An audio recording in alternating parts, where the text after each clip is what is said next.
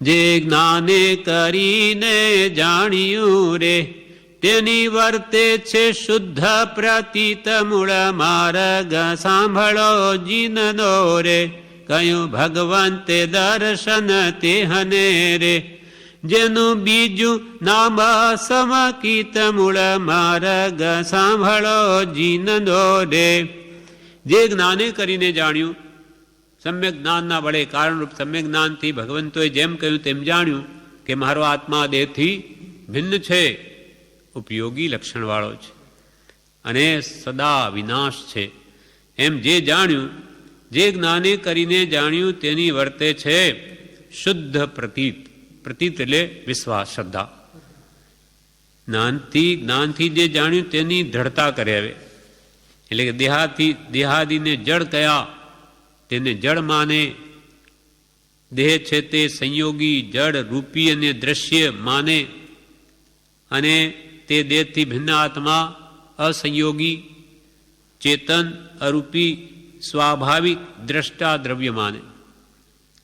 જળ તો કેવું છે? સંયોગી. સંયોગો બધા પૂતગલ પરમાણુ અનંતા ભેગા થાય ત્યારે દ્રષ્ટિગોચર થાય, એટલે જળ એવું શરીર સંયોગી અને આત્મા અસંયોગી, કોઈ સંયોગોથી નહીં, જેની ઉત્પત્તિ થાય નાશન તેનો કોઈમાં તેથી નિત્ય સદા. એટલે પૂતગલ સંયોગી દ્રવ્ય, આત્મા સંયોગી. પૂતગલ જળ દ્રવ્ય, આત્મા ચેતન દ્રવ્ય. પૂતગલ રૂપી દ્રવ્ય, આત્મા રૂપી દ્રવ્ય. પૂતગલ દ્રશ્ય, જ્યારે આત્મા દ્રષ્ટા છે, જે દ્રષ્ટા છે દ્રષ્ટિનો, જે જાણે છે રૂપ, અબાધ્ય અનુભવ જે રહે તે છે જીવ સ્વરૂપ. એમ જળને જળ માને, ચેતનના આ જળના ગુણધર્મો ને જાણીને જળ માને, ચેતનના જ્ઞાન દર્શન ચારિત્રમય ગુણો અથવા અસંયોગિક પદાર્થ ચેતન દ્રવ્ય અરૂપી દ્રવ્ય અથવા સ્વાભાવિક દ્રષ્ટા દ્રવ્ય છે જેમ છે એમ માને.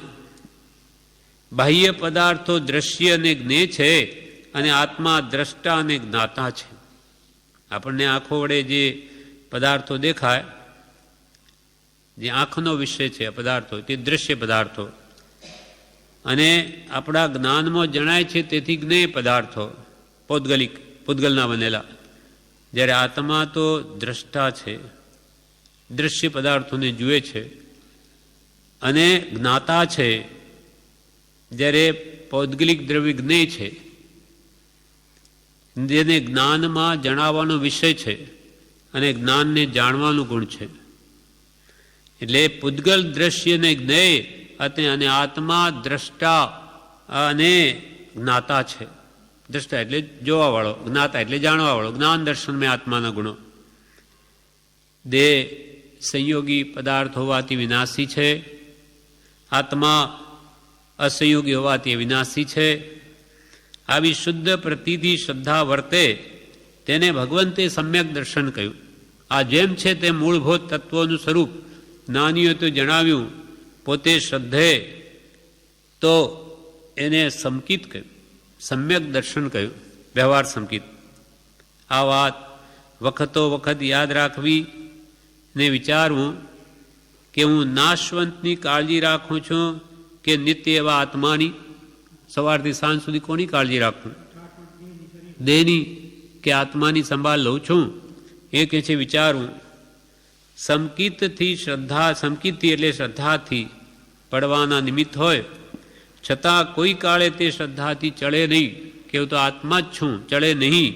રોમ રોમ એ જ વાત પ્રસરી જાય.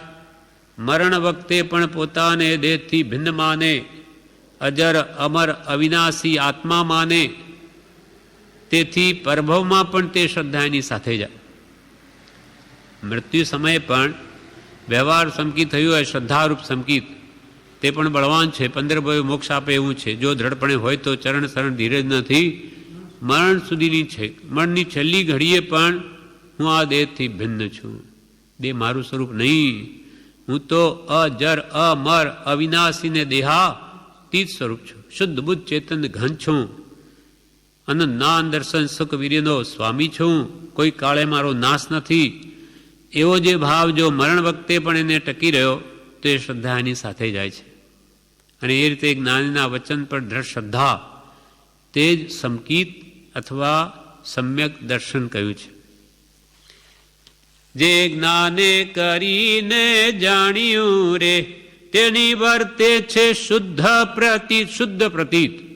ખાલી કહેવા માત્ર નહીં કે અમે આત્મા જ છીએ ને અમે થોડા જડ છીએ, એમ કંઈ આ અંદર પ્રતીતિ નથી. અંદરથી ખરેખરી અંદરથી દ્રઢ શ્રદ્ધા હોય કે એને મૃત્યુનો ભય નહીં લાગે. હું મરતો જ નથી કોઈ કાળે, પછી ભય શું, તો નિત્ય છું. જે જ્ઞાને, ભગવંતે કહ્યું માટે, જે જ્ઞાને કરીને જાણ્યું રે તેની વર્તે છે શુદ્ધ પ્રતીત મૂળ માર્ગ સાંભળો જીનનો રે. તેને ભગવંતોએ શું કહ્યું? કહ્યું ભગવંતે દર્શન તે હને રે જેનું બીજું નામ સમકીત મૂળ માર્ગ સાંભળો જીનનો રે. હવે વ્યવહાર સમ્યક ચારિત્રની વાત કરે છે.